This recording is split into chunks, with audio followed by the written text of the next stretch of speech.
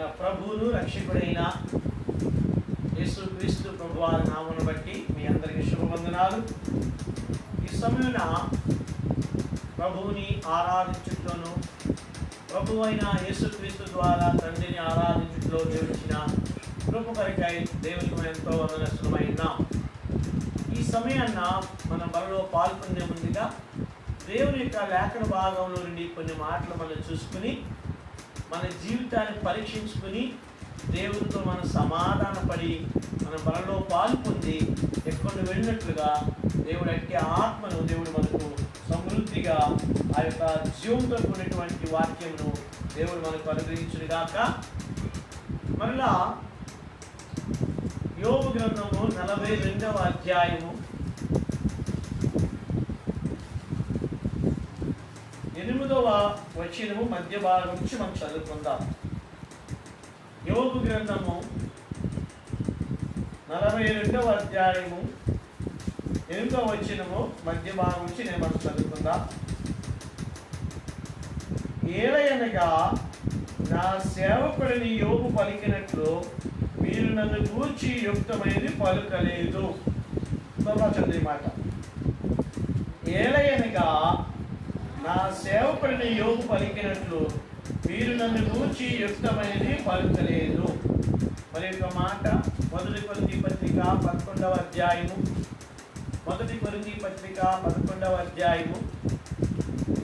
28వ వచనము మనం కలిసి చదువుకుందాం. మొదటి కొరింథీ పత్రిక 11వ అధ్యాయం 28వ వచనం. కాబట్టి ప్రతి మనుషుడు తను తాను పరీక్షించుకునేవలెను, అలాగూ చేసి ఆ రొట్టెని తిని ఆ పాత్రని త్రాగవలెను. దేవుడు తన మహిమార్థమై మనందరికీ సమృద్ధి అయిన జీవం అనుగ్రహించినట్లుగా ప్రభువు తన పరిశుద్ధ ఆత్మ ద్వారా మనందరితో మాట్లాడి ఈ వాక్యంలో ఉన్నటువంటి ఐశ్వర్యము మనందరికీ దేవుడు దయచేయడు కాక. ఇక్కడ ప్రభు నందు నా ప్రియమైన సహోదరి సహోదరులారా, మనము గత దినాల నుంచి యోబు యొక్క ఆత్మీయ జీవితాన్ని మనం ధ్యానిస్తూ ఉన్నాం. దేవుడు యోబు గురించి సాక్ష్యం ఇచ్చాడు. యోబు గురించి దేవుడిచ్చిన సాక్ష్యం ఏంటంటే, అన్ని పరిస్థితులు బాగున్నప్పుడు దేవుడిచ్చిన సాక్ష్యం వేరు, పరిస్థితులు యోబుకి వ్యతిరేకంగా ఉన్నప్పుడు, పరిస్థితులు యోబుకి అననుకూలముగా ఉన్నప్పుడు దేవుడు ఇక్కడ సాక్ష్యం ఇచ్చాడు. ఒకటి ఏమిటంటే, నా సేవకుని యోబు మీ నిమిత్తము ప్రార్థన చేయను అన్నాడు. రెండవదిగా యోబును బట్టి మిమ్మల్ని నేను అంగీకరిస్తాను అన్నాడు. మూడవదిగా అన్నాడు, నా సేవకుడిని యోబు పలికినట్లు మీరు నన్ను గురించి యుక్తమైనది పలుక లేదు. జాగ్రత్త మీరు గమనించండి. కాబట్టి దేవుడు క్రైస్తవ జీవితంలో బాహ్య సంబంధమైన జీవితాన్ని చూస్తాడు, ఆంతర్య జీవితాన్ని కూడా చూస్తాడు. కాబట్టి రెండు కూడా కలిసి వెళ్ళాలి. దేవుని వాక్యం ఏం చెప్తుందంటే, ఇక్కడ యోబు యొక్క బాహ్య సంబంధమైనటువంటి జీవితము కనబడుతుంది, రెండవది ఆంతర్యంలో ఉన్నటువంటి జీవితం కూడా కనబడుతుంది. కాబట్టి దేవుడు మన గురించి కూడా సాక్ష్యం ఇవ్వాలి అంటే మనం కూడా ఈ రెండు రకాలు, ఒకటి ఏంటి, శరీర సంబంధమైన జీవితం పవిత్రంగా ఉండాలి, ఆత్మ సంబంధమైన జీవితం కూడా పవిత్రంగా ఉండాలి. అందుకని యోబు గురించి ఊరికిన దేవుడు సాక్ష్యం ఇవ్వలా. కాబట్టి యోబు గురించి సాక్ష్యం పలికినటువంటి దేవుడు మనను గురించి కూడా సాక్ష్యం పలకాలంటే మన జీవితం కూడా, ఇక్కడ యోబు గురించి చివరి మాటలు అంటాడు, నా సేవకుడిని యోబు పలికినట్లు మీరు నన్ను గురించి యుక్తమైనది అంటే దేవునికి ఇష్టమైనది, దేవునికి అనుకూలమైనది, దేవునికి అనుకూలమైన మాట వీళ్ళు పలకలేదంట, యోబు పలికాడు. మనం కూడా అనేక సార్లు మన శ్రమల గుండా వెళుతున్నప్పుడు, బాధల గుండా వెళుతున్నప్పుడు, ఇబ్బందులు, ఇరుకులు, దుఃఖాలు, కరువు, పేదరికము, రోగాలు గుండా, వ్యాధుల గుండా మనం వెళుతున్నప్పుడు మనం అనేక సార్లు దేవునికి యుక్తమైన మాటలు మనం పలకం, కానీ దేవునికి అననుకూలమైన మాటలు, దేవుని గాయాలు రేపే మాటలు, దేవుని హృదయాన్ని దుఃఖపరిచే మాటలు అనేక సార్లు మనము మాట్లాడుతూ ఉంటాం. అందుకనే పరిశుద్ధాత్మ దేవుడు బలతకు వచ్చినప్పుడు మనము యోబు ఎలాగూ పలికాడు, ఏ పరిస్థితిలో పలికాడు యోబు చూడండి. యోబు గ్రంథంలోనికి రండి. 19వ అధ్యాయం 25వ వచనం చూడండి. ఇక్కడ నా విమోచకుడు సజీవుడనియో తరువాత ఆయన భూమి మీద నిలుచుననియో నేను ఎరుగుదును. ప్రభునందు నా ప్రియమైన సహోదరి సహోదరులారా, ఇలాగా యోబు లాంటి పరిస్థితిలో మనం ఉన్నప్పుడు, యోబు లాంటి పరిస్థితి గుండా మనం ప్రయాణం చేస్తున్నప్పుడు మనం ఇలాంటి మాట చెప్పగలమా? ఒక పక్కన యోబు ఎంతో ఆస్తిని కోల్పోయాడు, ఐశ్వర్యాన్ని కోల్పోయాడు, ఆరోగ్యాన్ని కోల్పోయాడు, పిల్లలను కోల్పోయాడు, అన్ని కోల్పోయి తర్వాత తన స్నేహితుల చేత ఆయన అపహాసం చేయబడుతున్న సమయంలో కూడా ఇప్పుడు యోబు అంటున్నాడు, అయ్యా ఒకటి మాత్రం నేను ఎరుగుదును, నా ఆస్తి పోవచ్చు, నా ఐశ్వర్యం పోవచ్చు, నా పిల్లలు నాకు పోవచ్చు, నా బంధువులకు రాకపోవచ్చు, నా ఆరోగ్యం నాకు పోవచ్చు, కానీ నా విమోచకుడు ఎవరంటే సజీవుడు. దేవుని నామమునకు వందనాలు. కాబట్టి నా ప్రియమైన సహోదరి సహోదరులారా, ఇక్కడ యోబు పలికినట్టు యుక్తమైన మాటలు పలకని దేవుడు కోరుతున్నాడు. మన జీవితంలో నుండి దేవుడు ఇప్పుడు ఉదాహరణకు మనం అన్ని బాగున్నప్పుడు ఎంతో బాగుంటాం, చక్కటి ప్రేమ గల మాటలు మాట్లాడతాం, ఎన్నో అందరికీ మనం ప్రోత్సాహపరుస్తూ ఉంటాం, చక్కని వాక్యాన్ని అందిస్తూ ఉంటాం. మరి పరిస్థితులు మనకు వ్యతిరేకంగా మనం ఉన్నప్పుడు మనం ఆ మాటలు ఏంటి, అబ్బా దేవుడు ఏం చేశాడండి మా జీవితంలో, దేవుడు మమ్మల్ని విడిచిపెట్టేశాడండి, దేవుడు మమ్మల్ని చూడట్లేదండి, దేవుడు మమ్మల్ని శోధిస్తున్నాడండి, దేవుడే సహాయం చేస్తాడు అనుకున్నాం కానీ దేవుడు మాకు సహాయము చేయట్లేదండి. కొంతమంది ఏమంటారండి, దేవుడు మాకు కలిసి రావట్లేదండి. దేవుడు ఏంటంట కలిసి రాడండి. ఆయన మనతో కలిసి రావాలా, మనం ఆయనతో కలిసి వెళ్ళాలా? అది కాబట్టి దేవుడు కలిసి రాడంట. పాపంలో దేవుడు కలిసి వస్తాడా? కలిసి నీతో పాపం చేయడానికి వస్తాడా? కలిసి నీతో మోసం చేయడానికి వస్తాడా? కలిసి నువ్వు దొంగతనం చేస్తూ కలిసి వెళ్తాడా? కలిసి నువ్వు మోసం చేస్తూ వ్యాపారంలో మోసం చేస్తూ ఉన్నప్పుడు కలిసి నీతో వస్తాడా? దేవుడు కలిసి రాడు. దేవునితో మనం కలిసి వెళ్ళాలి, దేవునితో మనం నడవాలి, అది చాలా ప్రాముఖ్యమైనది. అందుకే ఇక్కడ యోబు ఏం చెప్తున్నాడంటే నా విమోచకుడు ఎవరు?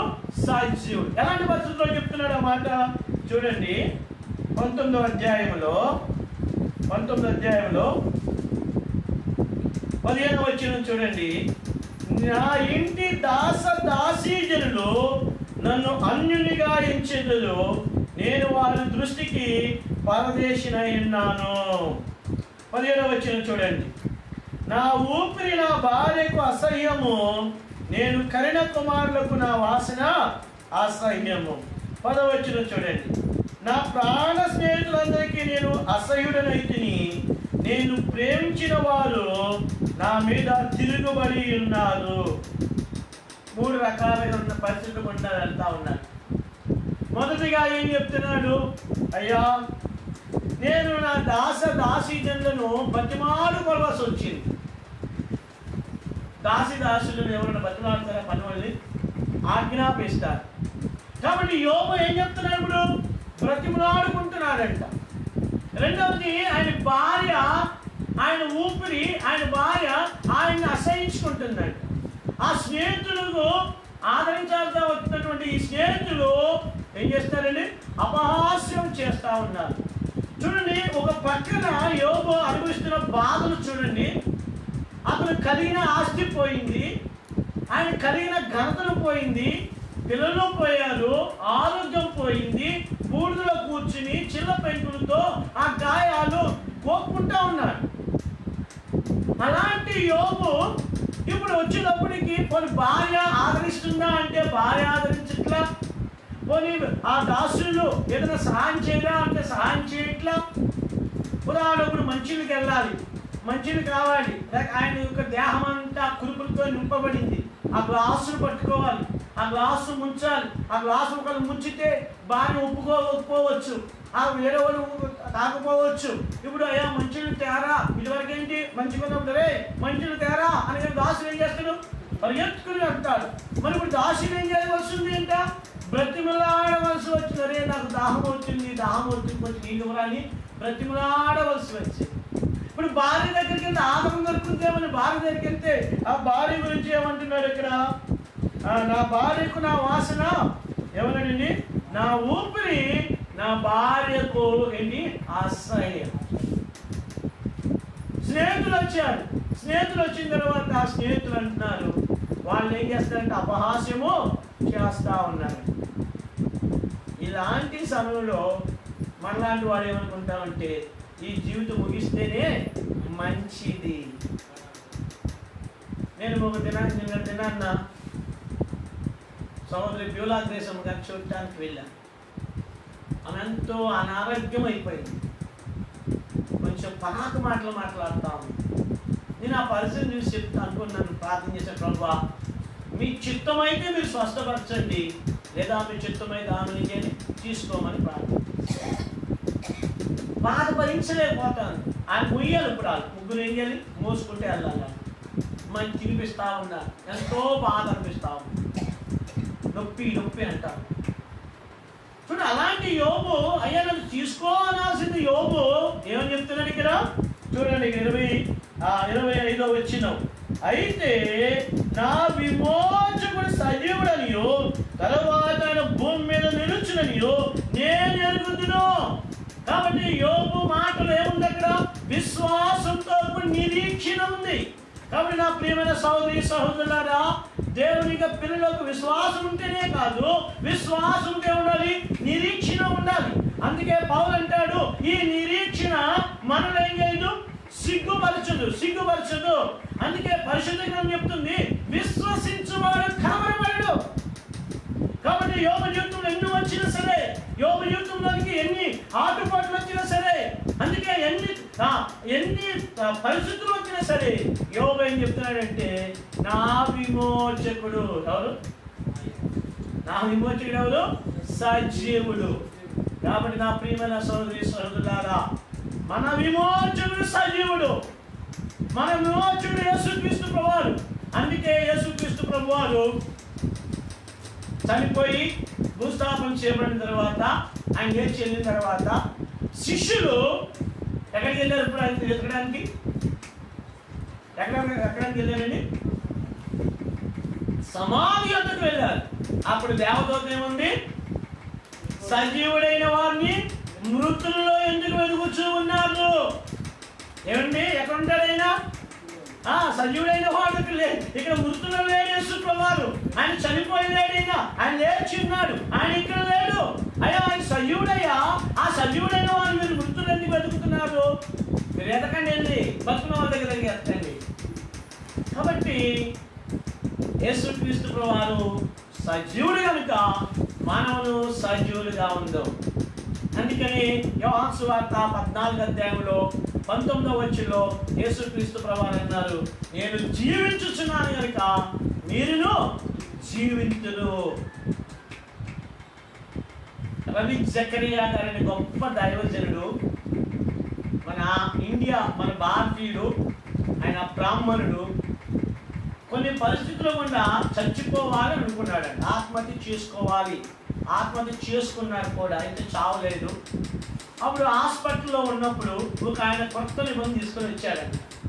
ఆ కొత్త నిబంధన తీసుకుని వచ్చినప్పుడు ఆ కొత్త నిబంధనలో ఆ 14వ అధ్యాయం 19వ వచనం మీద దృష్టి పడింది. అక్కడ ఏమయ్యబడింది, నేను జీవించున్నాను కనుక మీరును జీవించును. కాబట్టి నా ప్రియమైన సహోదరి సహోదరుడా, అక్కడ రాబడింది, నేను జీవించుచున్నాను కనుక మీరును జీవింతురు.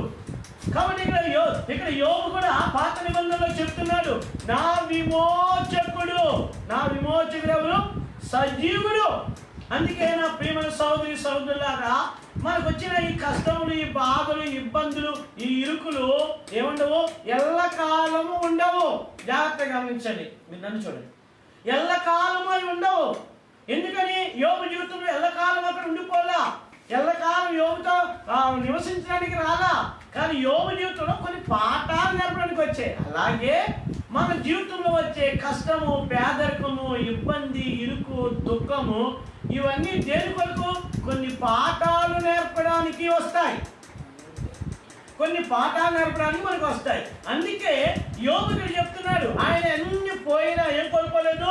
విశ్వాసాన్ని కోల్పోలేదు, నిరీక్షను కోల్పోలేదు. అది క్రైస్తవ జీవితం.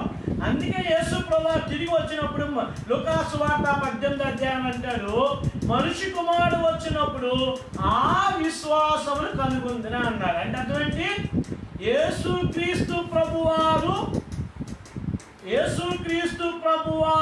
ఊహించినటువంటి, అంటే యేసు ప్రభువారు ఫలానా ఈ విశ్వాసం ఉన్నవాడు పరలోకంలో ఉంటాడా అని ఒకటి నిర్ణయించుకున్నాడు అనుకోండి. అలాంటి విశ్వాసం, ఆ విశ్వాసం అవిశ్వాసం కాదు అక్కడ ఏంటి, దేవుడు కోరిన విశ్వాసం. అందుకనే యోబు ఏం చెప్తున్నాడంటే, నా విమోచకుడు ఎవరు? ఆయన మృతుడు కాదు, నా విమోచకుడు ఎవరు? సజీవుడు. ఆయన అంటున్నాడు చూడండి, తరువాత ఆయన భూమి మీద నిలుచున్న నీరు నేను ఎరుగుదును. చూడండి, విమోచకుడిలో 5 మన విమోచకుడు యేసు ప్రభువారు 5 గుణలక్షణాలు మనం చూస్తాం. మొదటిదిగా మన విమోచకుడు ఎవరు? ఇప్పుడు సజీవుడు. అందుకనే యోబు చెప్తున్నాడు, అయ్యా నాకు రోగం వచ్చినా, నాకు బాధ వచ్చినా, నాకు ఇబ్బంది వచ్చినా, ఈ ఆస్తి పోయినా, ఐశ్వర్యం పోయినా, అన్ని పోయినా, నాకు ఒక ఆయన ఉన్నాడు. ఎవరు? నా విమోచకుడు ఉన్నాడు. నాకు నిరీక్షణ ఉంది. ఈ నిరీక్షణ వల్ల ఏం చేయదు?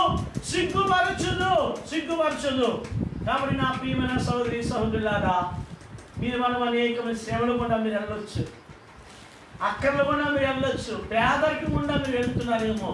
కానీ పరిశుద్ధ గ్రంథం చెప్తుంది, మన విమోచకుడు ఎవరండి? సజీవుడు.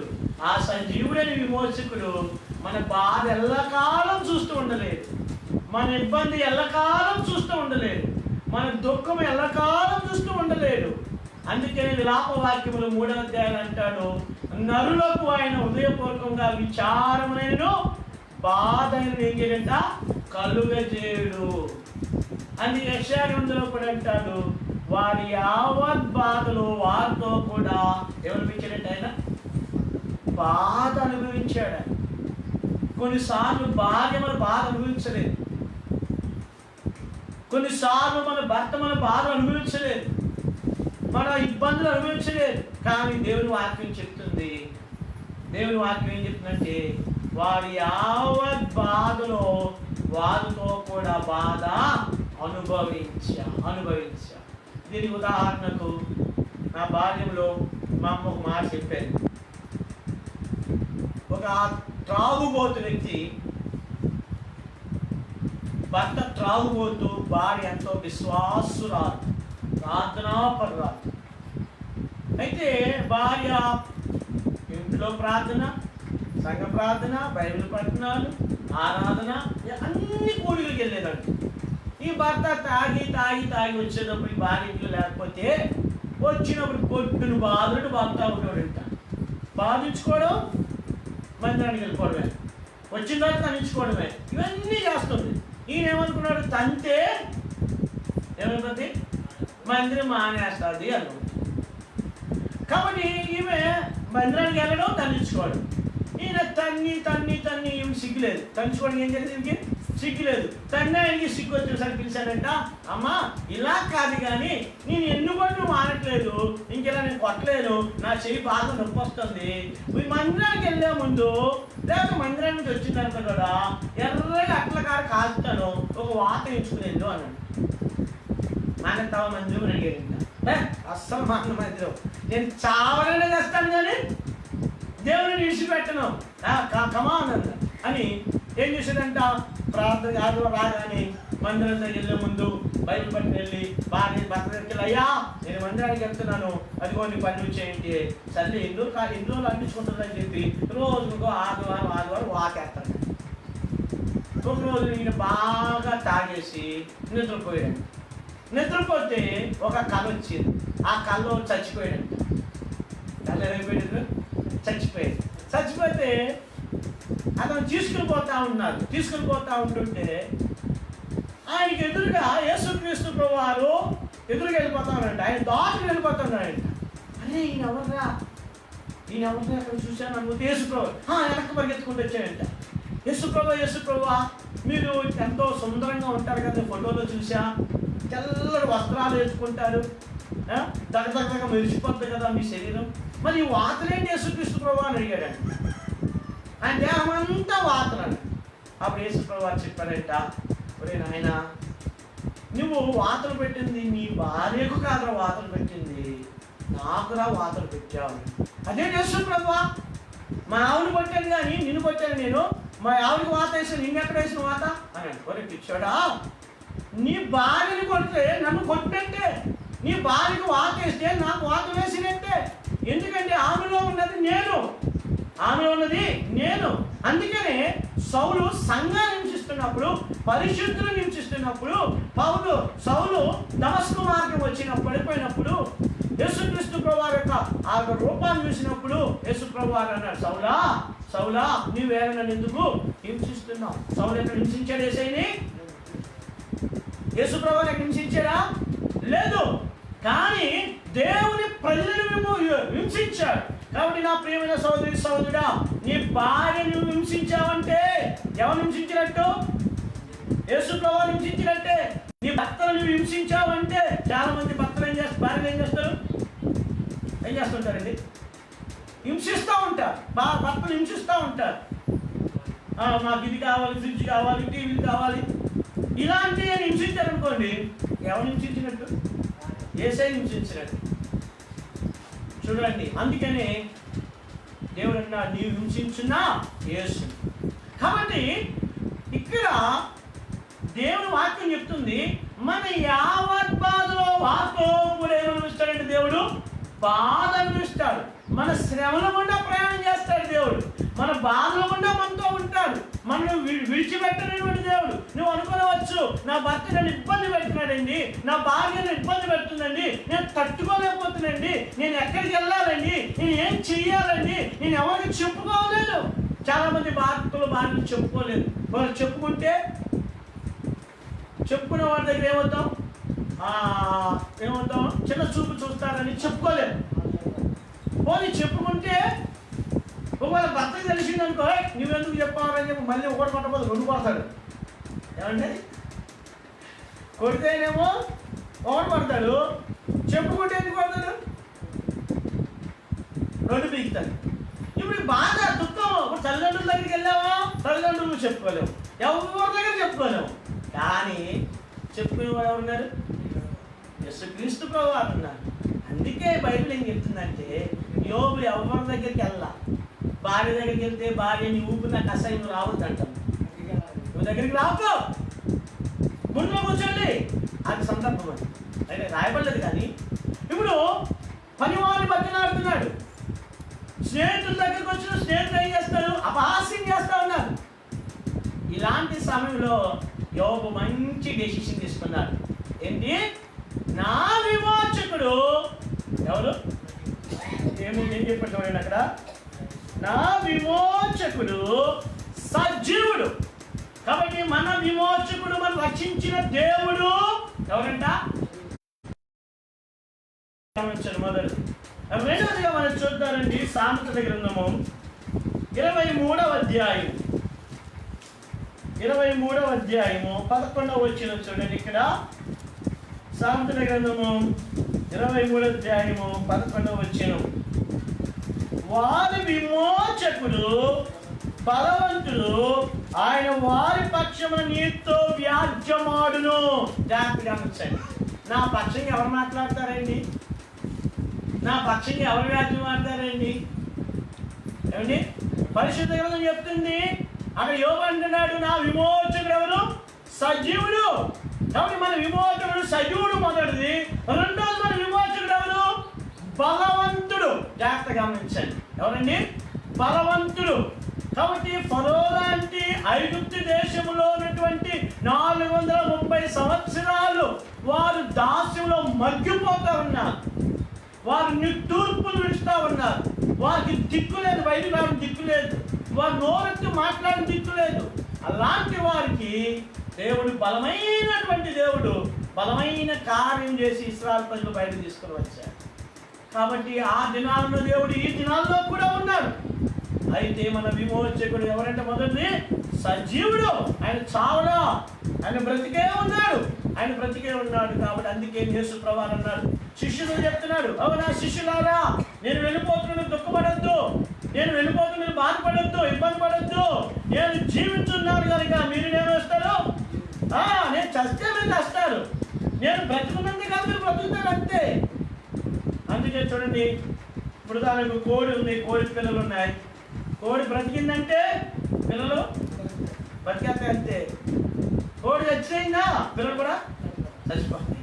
కానీ మన కోడైనా మన కోడి సాధు యేసుప్రభువు అన్నారు కదా, యెరూషలేమా యెరూషలేమా, కోడి తన పిల్లలను దరి చేర్చినట్టు నీ పిల్లలు ఎంతో పిలిచారు రాదా. కాబట్టి అందుకని వారి విమోచకుడు ఎవరంట? బలవంతుడైనటువంటి దేవుడు, బలమైన కార్యం చేసే దేవుడు. అందుకనే బబులోను దేశంలో బానిసలుగా ఉన్నప్పుడు, నెబుకద్నెజరు దగ్గర ఉన్నప్పుడు 127 దేశాలకి నియంత నెబుకద్నెజరు, ఎవరి మాట వినడు, ఎంత క్రూరుడో అంత క్రూరుడు. అలాంటి వాడి ఎదుట ఆ ముగ్గురు యవనస్తులు నిలబడినప్పుడు బలవంతుడైనటువంటి దేవుడు వారి మధ్యలోనికి వచ్చాడు. కాబట్టి అందుకని ఇక్కడ అంటున్నాడు, సొలొమోను అంటున్నాడు, అయ్యా వారి విమోచకుడు ఎవరు? బలవంతుడు. నేను ఒక మాట చెప్తాను మీకు ప్రోత్సాహపరచడానికి. ఒక సేవకుడి దగ్గర, ఒక పెద్ద సేవకుడు అయినా, ఆ సేవకుడి దగ్గర ఒక చిన్న సేవకుడు పరిచయం చేస్తా ఉన్నాడు ఒక సంఘంలో. ఆ సేవకుడికి మీద కోపం వచ్చి పెద్ద సేవకుడు అన్నాడు,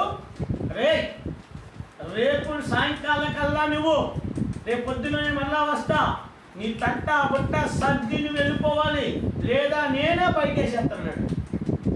పాపం చిన్న సేవకుడు ఎక్కడికి వెళ్ళలేదన్నాడు, భార్య పిల్లలు పెట్టుకుని రాత్రంతా భయంతో గడుపుతా ఉన్నాడు.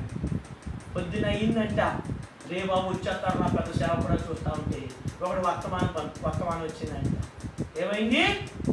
నిన్ను పంపేస్తాను, నిన్ను తరిమేస్తాను, నిన్ను బయట తీసుకెళ్తానన్న సేవకుని దేవుడు పిలుచుకున్నాడు. అటు వెళ్ళిపోయాడు. దేవుడు పిలుచుకుంటాడు, వెళ్ళిపోయాడు, పైకి వెళ్ళిపోయాడు, కిందలేడు. జాగ్రత్తగా గమనించండి. మన విమోచకుడు ఎవరు? నీకు బలం ఉంది కదా అని చెప్పి, నీకు అధికారం ఉందని చెప్పి, మనకంటే తక్కువ వారిని, బలహీనలను నువ్వు తొక్కేసి నువ్వు బలవంతం చేసేస్తావు అనుకుంటే దేవుని వాక్యం ఒప్పుకోదు. అక్కడ దేవుడు ఒప్పుకోడు. అక్కడ దేవుని వాక్యం చెప్తుంది చూడండి, 127 దేశాలకి రాజు నెబుకద్నెజరు మెడలు వంచడానికి దేవుడు అగ్నిగుండంలోకి రావాల్సి వచ్చింది. ఆ దినాల్లో దేవుడు ఈ దినాల్లో ఉన్నాడు. అందుకే మనం భయపడక్కర్లా. అంత మానవులో భయపడతా ఉంటాం, అయితే నిరీక్షణ పోకూడదు. అందుకే ఇక్కడ దేవుని వాక్యం చెప్తుంది, నా విమోచకుడు ఎవరు? నా విమోచకుడు ఏం చెప్తున్నాడు? యోబు సజీవుడు. రెండవది ఏమని చెప్తున్నాడు ఇక్కడ? నా విమోచకుడు బలవంతుడు అంట. చూడండి చూడండి, మన విమోచకుడు జీవించున్నాడు. రెండవది మన విమోచకుడు బలవంతుడు, బలమైన కార్యాలు చేస్తాడు. మూడవదిగా చూడండి, యెషయాలోనికి రండి, 41వ అధ్యాయము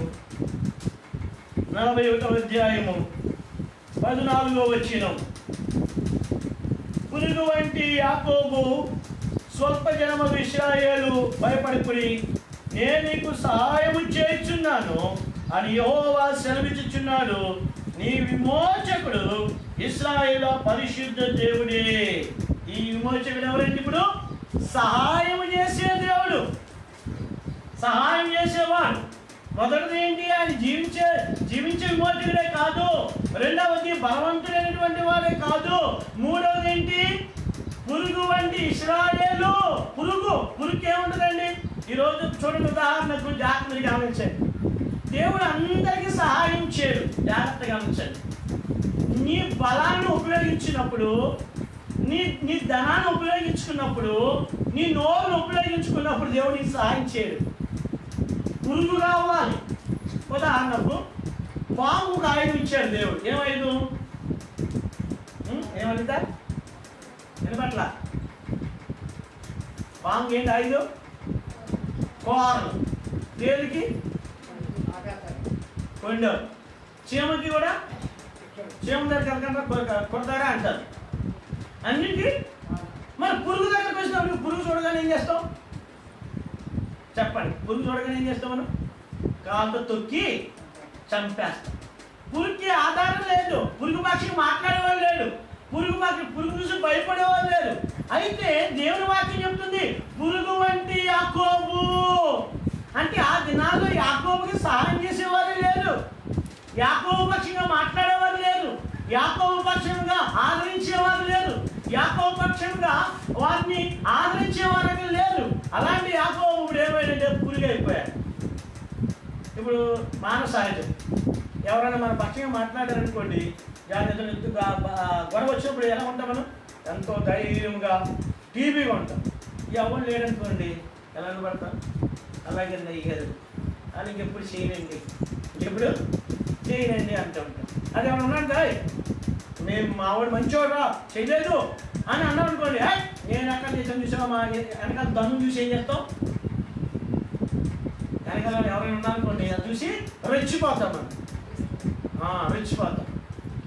అయితే పురుగుగా ఉన్నప్పుడు అంటే నోరెత్తకూడదు. దేవుడితో నీ భర్త మీదే కావచ్చు, నీ భార్య మీదే కావచ్చు, నీ పిల్లల మీదే కావచ్చు, నీ బంధువుల మీదే కావచ్చు, నువ్వు మౌనంగా ఉన్నప్పుడు, నువ్వు తగ్గించుకున్నప్పుడు, నువ్వు లోబడినప్పుడు, నువ్వు విజేత చూపించినప్పుడు ఏంటి ఒక్క మాట కూడా మాట్లాడకుండా నువ్వు మౌనంగా ఉండి నేను అవమానం నిందను భరిస్తే చాలు, దేవుడు మన పక్షం యుద్ధం చేస్తాడు. అందుకనే ఇశ్రాయేలు ప్రజలతో దేవుడు చెప్పిన మా మోషే చెప్పాడు, మీరు ఊరక నిలుచుండి చూడండి. ఊరక అయ్యారంట నిలుచుండి చూడండి, యెహోవా మీకు నేను గొప్ప రక్షణ కలుగజేస్తాడు. అందుకనే ఇక్కడ యెషయా 40వ అధ్యాయంలో ఇక్కడ అంటున్నాడు, పురుగు వంటి యాకోబు, స్వల్ప జన్మది ఇశ్రాయేలు, నువ్వు భయపడొద్దు, నేను నీకేం చేస్తాను? సహాయం చేయొచ్చు. కాబట్టి మన విమోచకుడు ఎవరంట? సహాయం చేసే విమోచకుడు. కాబట్టి మొదటిగా మన విమోచకుడు ఎవరు చెప్పాలి కనుక? సజీవుడు. రెండవది ఎవరు? బలవంతుడైనటువంటి వాడు. మూడవది ఏంటి? గడి చెప్పట్ల, మన మొదలు చెప్పండి. మన విమోచకుడు ఎవరు? చెప్పరా? మొదటిది ఏంటి? మన విమోచకుడు సజీవుడు. రెండవది మన విమోచకుడు ఎవరు? బలవంతుడు. మూడవది మన విమోచకుడు ఎవరు? ఏంటి? సహాయం చేసే విమోచకుడు. సహాయం ఎలా చేస్తాడు? సహాయము ఉదాహరణకు రండి, ఆదికాండంలోనికి రండి. ఎలాగ చేస్తాడు? 14వ అధ్యాయం. అన్ని విషయాల్లో సహాయం చేయలేండి బాబోయ్ అనుకున్నారు. ఇప్పుడు దొంగతానికి వెళ్తాను, దేవుడు నాకు సహాయం చేయాలి అంటే చెప్పదా? నేను మా అమ్మతో దెబ్బలాడాలి, దేవాన్ని నాకు సహాయం చేయి అని ప్రార్థన చేసి వెళ్తారా? ఒక ఆయన, నేను ఆటో ఎక్కా, ఆయన కోడి పందాలకు వెళ్తున్నాడు. వెళ్తూ ఆ కోడి పందాలు దిగే ఆటో దిగుతున్నప్పుడు నాకు కాలు ముక్తా ఉన్నాడు. అంటే అర్థం ఏంటి? కోడి బాగా పొడవాలండి. ఆ దేవుడు సహాయం చేస్తున్నాడుగా? సహాయం చేయడు. ఏ సమయంలో చేస్తాడో చూడండి 14వ అధ్యాయంలో. ఇక్కడ అబ్రహాము 5 రాజులు జయించి వచ్చాడు. జయించి వచ్చిన తర్వాత ఇప్పుడు సొదొమ రాజును ఎదుర్కోవాలి. ఈ సొదొమ రాజును ఎదుర్కొనే సమయంలో అబ్రహాం వెళ్ళిపోతా ఉన్నాడు. కానీ అబ్రహాముకు అక్కడ ధనాశ చూపిస్తాడని సంగతి ఎవరు తెలుసు? దేవునికి తెలుసు. కాబట్టి అబ్రహాముని ఆ సహవాసం నుంచి, ఆ ధనాపేక్ష నుంచి తప్పించడానికి ఎవరు పంపాడు? దేవుడు మెల్కీసెదెకును పంపాడు. ఆయన ఎవరంట? సర్వోన్నతుడైన దేవుని యాజకుడు. ఆయన అంటాడు చూడండి, ఆయన ఏమన్నాడు చూడండి ఇక్కడ చూడండి 18వ వచనం. మరియు షాలేము రాజైన మెల్కీసెదెకు రొట్టెను ద్రాక్షారసం తీసుకుని వచ్చెను. అతడు సర్వోన్నతుడు, దేవుని యాజకుడు. ఇప్పుడు మెల్కీసెదెకు ఏమన్నాడు చూడండి. అప్పుడు అతడు అబ్రాహామును ఆశీర్వదించి, ఆకాశమునకును భూమికిను సృష్టికర్త సర్వోన్నతుడైన దేవుని వలన అబ్రాహాము ఆశీర్వదింపబడును గాక అన్నాడు. అబ్రాహాం దగ్గరికి ఎవరు వచ్చారు? మెల్కీసెదెకు వచ్చాడు. అబ్రాహాము 5 రాజులు జయించి వచ్చాడు. 314 కాబట్టి 312 మంది గురితో అబ్రాహాము యుద్ధంలో విజయం పొంది వచ్చారు. ఇప్పుడు సొదొమ రాజుకి అబ్రాహాముకి మధ్యలో మెల్కీసెదెకు వచ్చారు. ఈ మెల్కీసెదెకు వచ్చి వస్తూ ఏం తీసుకొచ్చాడు? రొట్టెను ద్రాక్షరసం తీసుకుని వచ్చి ఇప్పుడు అబ్రాహాంతో చెప్తున్నాడు మెల్కీసెదెకు, ఆకాశమునకును భూమికిను సృష్టికర్త అయినటువంటి దేవుని వల్ల అబ్రాహాం ఏం చేయబడాలి? ఆశీర్వదింపబడిన గాక అన్నాడు. ఇప్పుడు ఇక్కడ మెల్కీసెదెకుతో ఉన్న సహవాసము అబ్రాహాముని ఎంతగా చేసేసి చూడండి. ఆ కిందకు వచ్చేటప్పటికి సొదొమరాజు అన్నాడు 21వ వచనంలో, సొదొమరాజు మనుషులు నాకు ఇచ్చి ఆస్తిని నీవే తీసుకుని అబ్రాహాముతో చెప్పగా, ఇప్పుడు అబ్రాహాం అంటాడు చూడండి, నేనే అబ్రాహామును ధనవంతునిగా చేసింది నువ్వు చెప్పకున్నట్లు ఒక నూలు పోగైన చెప్పుల వారిని నీ వాటిలో ఏదో తీసుకున్నానని ఆకాశమునకును భూమికిను సృష్టికర్తయు సర్వోన్నతుడైన దేవుని యెహోవా ఎదుట నా చెయ్యెత్తి ప్రమాణం చేయించున్నా.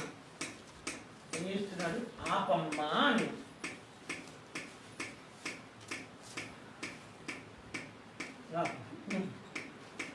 చూడండి, ఇక్కడ మెల్కీసెదెకు వచ్చి ఏం చెప్తున్నాడు? ఆకాశమునకును భూమికి సృష్టికర్త అయినటువంటి యెహోవా వలన అబ్రాహాం ఏం చేయబడాలి? ఆశీర్వదించబడాలి అన్నాడు. మరి ఇప్పుడు ఈ అబ్రాహాం దగ్గర సొదొమరాజు వచ్చి అన్నాడు, అబ్రామా, నువ్వు యుద్ధంలో విజయం పొందావు కాబట్టి నువ్వు దీనికి అర్హుడు. నువ్వు మనుషులు ఉన్నారు, మా ప్రజలు నువ్వు ఆ దోపుడు పట్టుకుపోయారు, ఈ మనుషులు నాకు ఇచ్చేసి ఆస్తి అంతా నువ్వే తీసుకో అన్నావు. అప్పుడు అబ్రాహాం గారు వెంటనే ఏం చెప్పాడండి? మెల్కీసెదెకు చెప్పాడు. మెల్కీసెదెకు ఏం చెప్పాడు? ఆకాశమునకును భూమికిను సృష్టికర్త అయిన యెహోవా వలన అబ్రాహాము ఆశీర్వదింపబడును గాక అన్నాడు. అయితే ఈ యొక్క ధనాపేక్షలో పడిపోకున్నట్లుగా దేవుడు అబ్రాహాముకు సహాయం చేశాడు. అందుకనే యెషయా 40 అంటాడు, ఈ విమోచకుడు ఎవరు? సహాయం చేసే విమోచకుడు. ఎప్పుడు? మన శోధనలో పడకుండా, దేవుడి నుంచి దూరంగా వెళ్ళిపోకుండా, దేవుని మనకు అవమానం తీసుకురాకుండా మనం ఆశ కలిగి ఉన్నప్పుడు ఆ విమోచకుడు ఏం చేస్తాడు? సహాయం చేస్తాడు. మెల్కీసెదెకుతో సహవాసం చేసినప్పుడు, ఈ మెల్కీసెదెకుతో సహవాసం చేయగానే అబ్రాహాంకి ఏమొచ్చేసింది? ఇప్పుడు ఎంత ధైర్యం వచ్చేసిందంటే ఎంత ఆస్తి కనబడుతుందండి. ఎంత ఆస్తి? బోల్డ్ అంత ఆస్తి కనబడుతుంది. తీసుకో, నాకు వద్దు నీ ఆస్తి తీసేసుకుని నా మనుషులు నాకు ఇచ్చారా బాబు అన్నాడు. అప్పుడు అబ్రాహాం ఏమంటున్నాడు? ఆకాశమునకును భూమికిను, చూడండి ఏం చెప్పాడు, ఆయన కూడా ఏం చెప్పాడు? సృష్టికర్త సర్వోన్నతుడు దేవుడని యెహోవా ఎదుట నేను ప్రమాణం చేయొచ్చు. ఏమొద్దు? చెప్పులు వారు. ఏమండి వారండి? ఏంటండి దాని చెప్పట్లేదు. వారండి ఏంటి?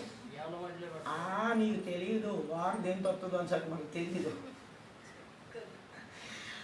ఆ దినాల్లో, మా చిన్న దినాల్లో కొంతమంది మంచి పెద్దోళ్ళు తెల్ల పంచులు కట్టుకుని మంచి చెప్పులు వేసి కుట్టించుకుంటూ ఉండేవాళ్ళు. ఏం చెప్పులు అయ్యి?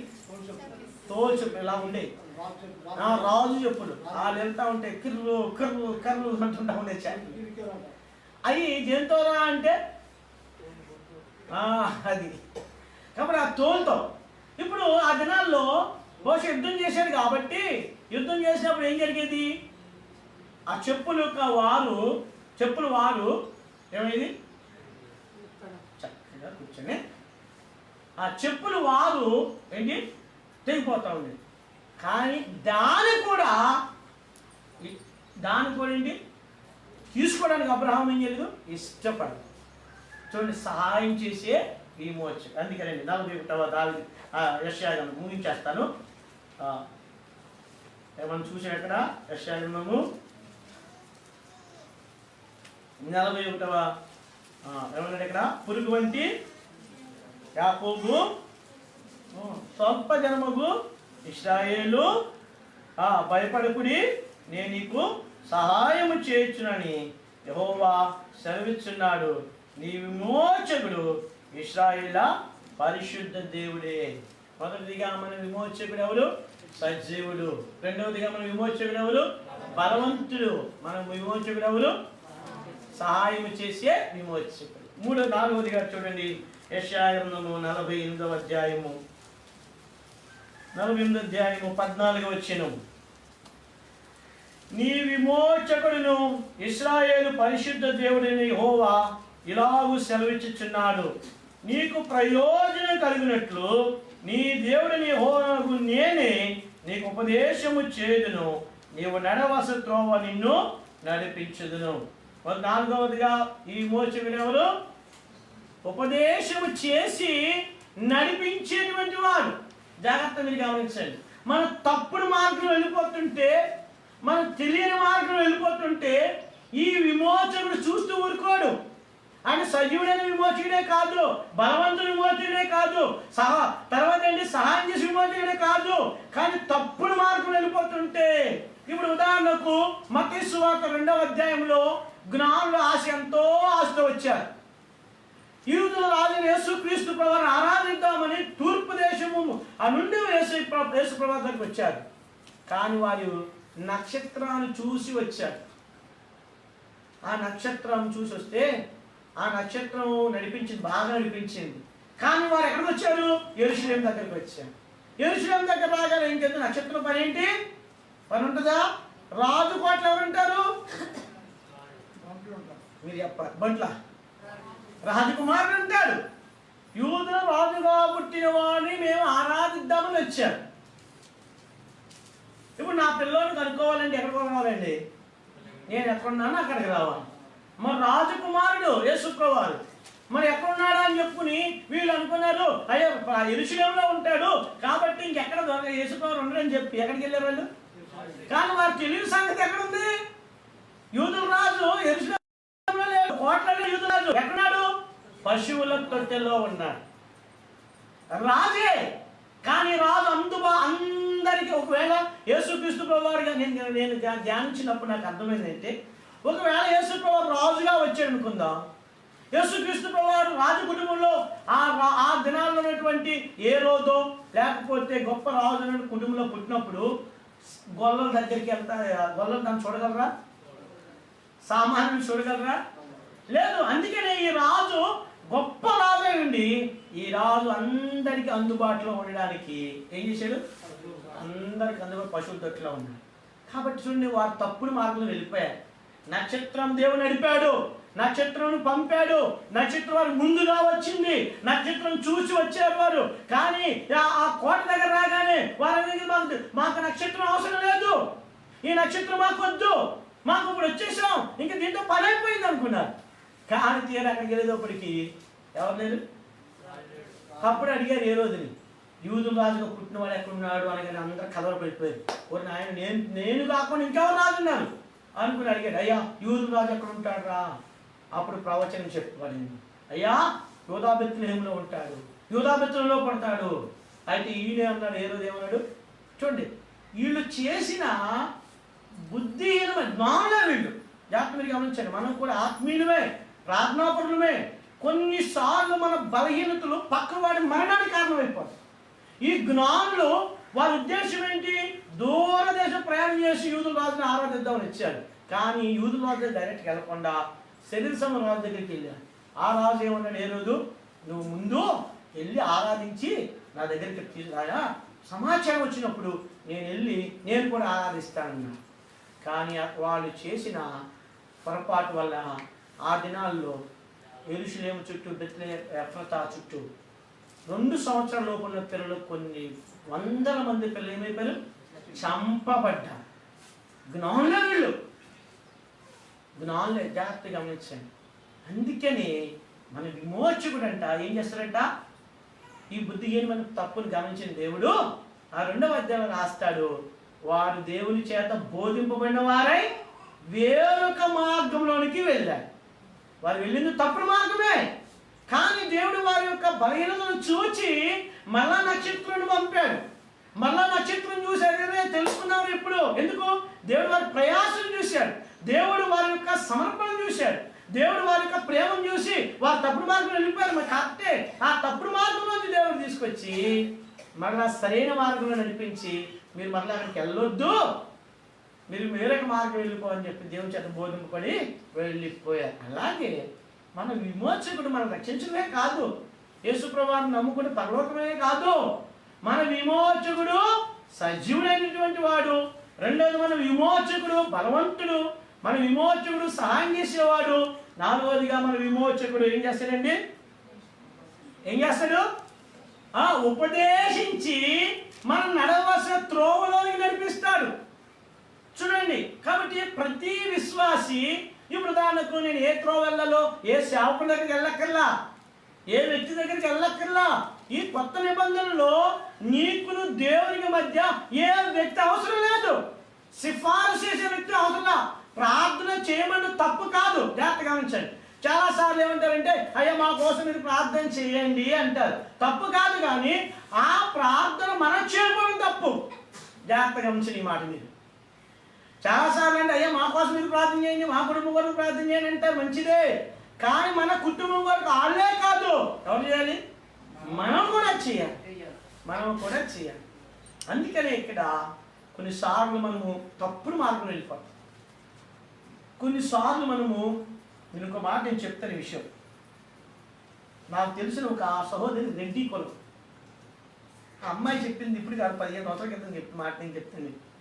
రెడ్డి కులం ఆమె ఒక్కటే మార్మల్స్ పొందింది. ఆమె మార్మల్స్ పొందితే వాళ్ళ తల్లిదండ్రులు అన్నారంట, నువ్వు యేసుప్రభువుని నమ్ముకున్నంత మాత్రం నాకు తప్పు కాదు, కానీ మన రెడ్డి కులం చెందిన వాళ్ళని వివాహం చేసుకోవాలన్నాను. ఆవిడ నాకు అన్న ఏదన్నా రెడ్డి కులం చెందిన వాళ్ళు చూస్తే బాగుంటుంది కదా, మా ఇంట్లో వాళ్ళు తెలుసుకుంటారు అన్న. అప్పుడు నాకు ఒకరు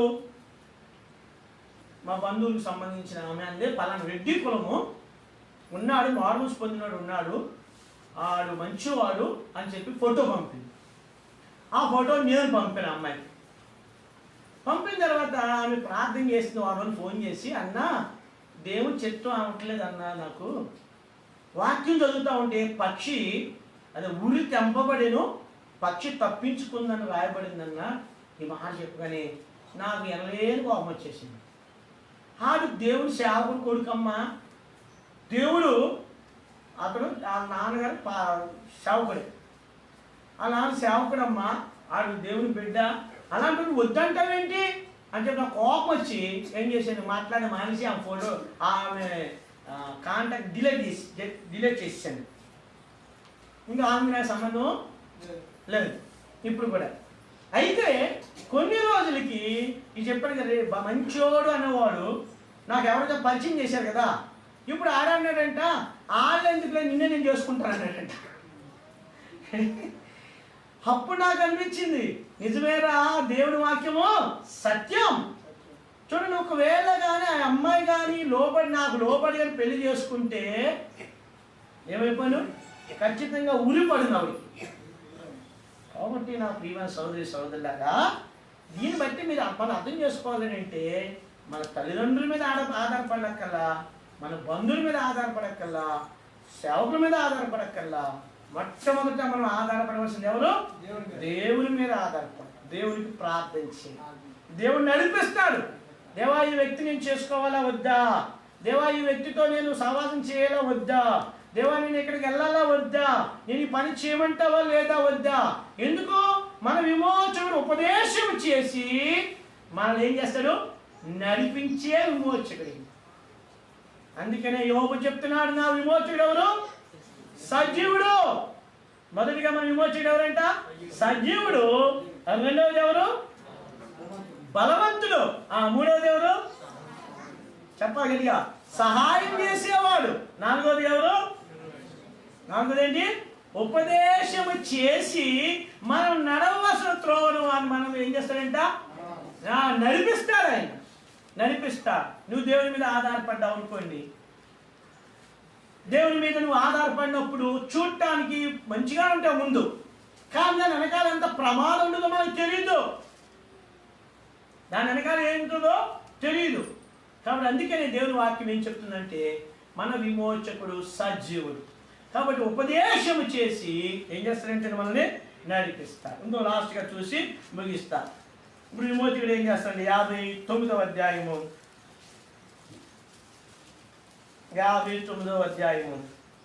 20వ వచనం చూడండి. సియోను నొద్దకును యాకోబులో తిరుగుబాటు చేయటం మాని మల్లుకున్న వారి యొద్దకు విమోచకుడు వచ్చును. ఏమిటండి? వచ్చేవారి విమోచకుడు. మల్లు కొన్నప్పుడు మనము తప్పుడు మార్గంలో ఉండండి, ఎప్పుడైతే దేవుని వైపు మల్లుకుంటామో వెంటనే విమోచకుడు ఏం చేస్తాడంట, మనతో వస్తాడు, మనం ఆదరిస్తాడు, మనం బలపరుస్తాడు. అందుకనే యోబు ఇంత ధైర్యం కలిగి అంటున్నాడు, నా విమోచకుడు ఎవరండి? ఒరే నాయన, మీతో నాకు పనేంటిరా? నా భార్య నాకు పనేంటి? నా స్నేహితులతో నాకు పనేంటి? నా యొక్క బంధువులతో నన్ను అపాసనతో నాకు పనేంటి? నా పక్షముగా ఒక ఆయన ఉన్నాడు, నా పక్షముగా మాట్లాడేవాడు ఒక ఆయన ఉన్నాడు. ఆయన విమోచకుడు, ఆయన విమోచకుడు సజీవుడు. ఆయన చూస్తూ అలా ఉండలేడు, నేను అలా చూస్తూ నేను బాధపడుతూ ఉండలేడు. అందుకని యేసు ప్రభువు వారి గురించి ఒక మాట రాశాడు లోకాసు వార్తలు, యోహాను సువార్తలో. యేసు కన్నీళ్లు విడిచారంట, ఒక్కసారి రాయబడిందంట బాటంగా. అయితే యేసు ప్రభువు ఆ ఒంటరిగా ఉన్నప్పుడు ఎన్నో రోజులు పెట్టాడు. కానీ యేసు ప్రభువు లాజరు చనిపోయినందుకు ఏడ్చాడా, లేకపోతే రాలేందుకు ఏడ్చాడంటారా? చెప్పాలి. ఇంకా లాజరు చనిపోయినందుకు కాదు, కానీ వాళ్ళ యొక్క అక్కల యొక్క బాధ వేదన చూసి యేసు ప్రభువు ఏం చేశాడు? కన్నీళ్లు విడిచి. చచ్చిపోయి బాగా కూర్చున్నాడు లాజరు, నిద్రలో ఉన్నాడు. కానీ మార్త మరియు ఏం చేస్తున్నారు? రోధిస్తూ ఉన్నారు, నా సోదరుడు పోయాడు, నా సోదరుడు పోయాడు, రోధిస్తూ ఉన్నారు. కానీ యేసు ప్రభువు వచ్చినప్పుడు వారి రోదన కూడా తగ్గల. అయితే అక్కడ సమాధి దగ్గరికి వెళ్ళినప్పుడు యేసు ప్రభువు ఏం చేశారంట? కన్నీళ్ళు విడిచాడు, కన్నీళ్ళు విడిచాడు. కాబట్టి నా ప్రియమైన సోదరి సోదరుడా, మన రక్షకుడు మనం విడిచిపెట్టేవాడు కా.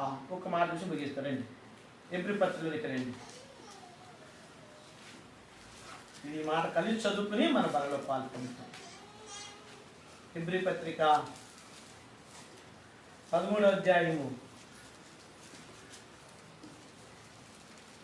ఎబ్రీ పత్రిక 13వ అధ్యాయము చూడండి, 5-6 వచనాలు చూడండి. ఇక్కడ కలిసి చదువుకుందాం. ధనాపేక్ష లేని వారే మీకు కలిగిన వాటితో తృప్తి పొందిండుడి. నిన్ను ఏమాత్రము విడువను, నిన్ను ఎన్నడూ ఎడబాని అని ఆయనే చెప్పాను కదా. కాబట్టి ప్రభు నాకు సహాయుడు, నేను భయపడను, నరమాత్రుడు నాకేమీ చేయగలడని మంచి ధైర్యంతో చెప్పగలవారమై ఉన్నాము. కాబట్టి నా ప్రియమైన సోదరి సహోదరులారా, ఇక్కడ దేవుని వాక్యం చెప్తుంది, నేను నిన్నేం చేయను, విలువను ఎడబాయని. ఎవరు చెప్పారు? యేసు ప్రభువు వారే చెప్పారు. కాబట్టి ఇప్పుడు ఏమన్నాడు దావీదు? దావీదు చెప్పిన మాట 27వ అధ్యాయంలో, కీర్తన 27వ అధ్యాయంలో తిరిగి పరిశుద్ధాత్ముడికి రాసించాడు. ప్రభువు నాకు సహాయుడు, నరులు నేను భయపడను, నరమాత్రుడు నాకేమీ చేయలేదు. కాబట్టి ఇప్పుడున్న పరిస్థితులు బట్టి మనం బాధపడక్కర్లా, ఇబ్బంది పడక్కర్లా. మన విమోచకుడు 5 అంతల ఆశీర్వాదంతో కూడినటువంటి వాడు.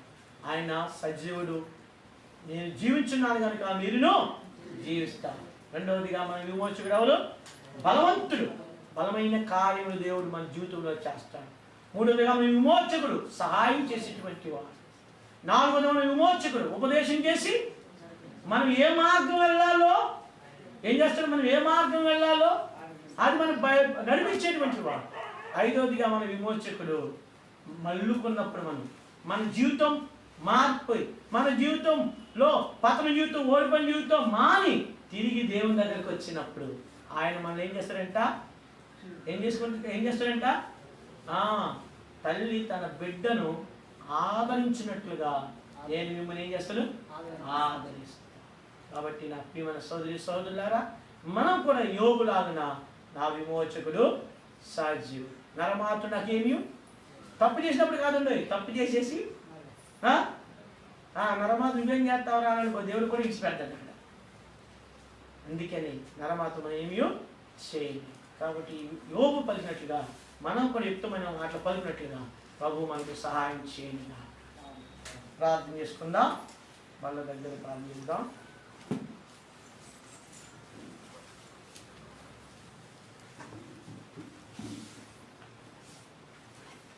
దావిది గారు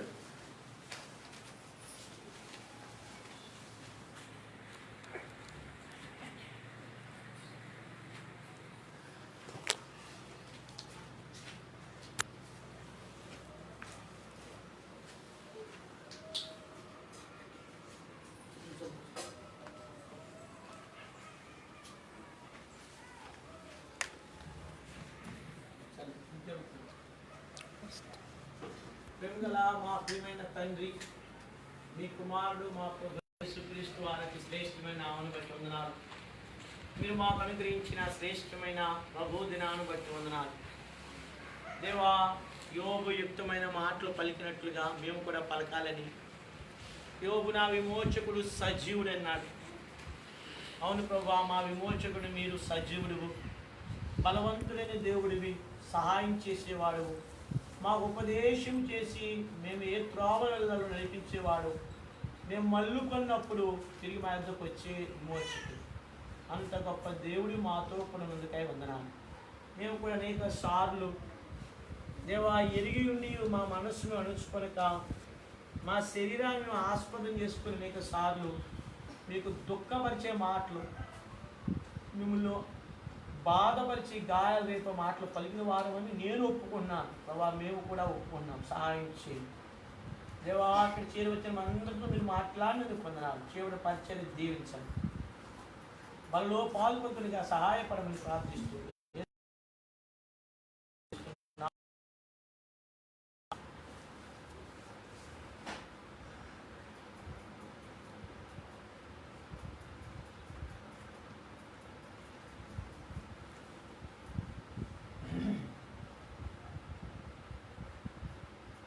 నేను మీకు అప్పగించిన నీ ప్రభువుల పొంది తిని, ప్రభుని యేసు తాను అప్పగింప రాత్రి రొట్టె ఎత్తుకుని కృతజ్ఞతాస్తుతులు చెల్లించి దాన్ని విరిచిది మీ కొరకై నా శరీరము, నన్ను జ్ఞాపకం చేసుకునే దీన్ని చేయడని చెప్పాను.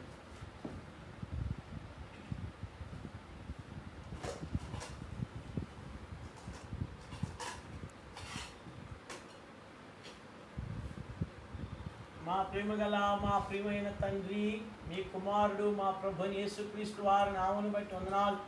ప్రియమైన ప్రభువా, మీరు అప్పగింపబడిన రాత్రి ఒక రొట్టె ఎత్తుకున్నారు, కృతజ్ఞతలు చెల్లించి దాన్ని విరిచి ఇది మీ కొరకు విలువబడిన ఆ శరీరము, నన్ను జ్ఞాపకం చేసుకుంటే దీన్ని చేయడని చెప్పారు. మీ శరీరం సాదృశ్యమైన రొట్టెను మీరు ఆశీర్వదించి దీవించండి. పరిశుద్ధ